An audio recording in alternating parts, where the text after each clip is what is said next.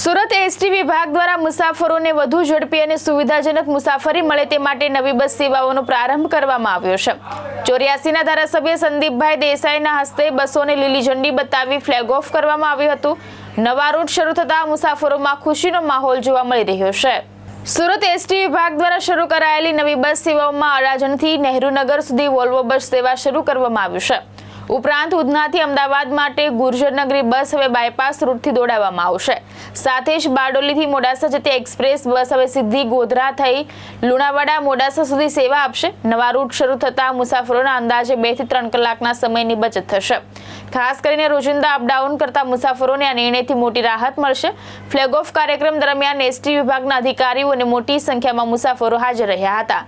ગુજરાત સરકારના માનનીય મુખ્યમંત્રી ભૂપેન્દ્રભાઈ પટેલ સાહેબ, નાયબ મુખ્યમંત્રી હર્ષભાઈ સંઘવીની આગેવાનીમાં આજે ગુજરાત સરકાર તમે જો તો દરેક ગામોની અંદર, શહેરોની અંદર નવી બસો મૂકીને પ્રજાને એક સારો સંદેશ આપી રહી છે કે તમારે હવે જે બસો છે એ એસી બસો, લક્ઝરી બસો કે તમને આરામદાયક થાક નહીં લાગે, અમદાવાદ જવું હોય તો તમારે એસી બસો તો ખબર નહીં પડે કે તમે અમદાવાદ આવી ગયો।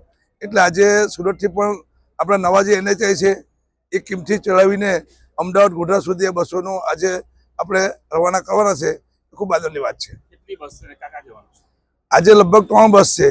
એક સુરતથી નહેરુનગર અમદાવાદ છે, બીજી ઉધનાથી અમદાવાદ છે, ત્રીજી બારડોલીથી મોડાસા છે, ગોધરા લુણાવાડા, એમ કરીને આજે 3 છે। અલગ અલગ રોજે રોજ વિધાનસભા વિસ્તારમાં અલગ અલગ ધારાસભ્ય બસો રવાના કરે જ છે। ભાવેશ ઉપાધ્યાય, દ્રષ્ટિકોણ ન્યૂઝ, સુરત।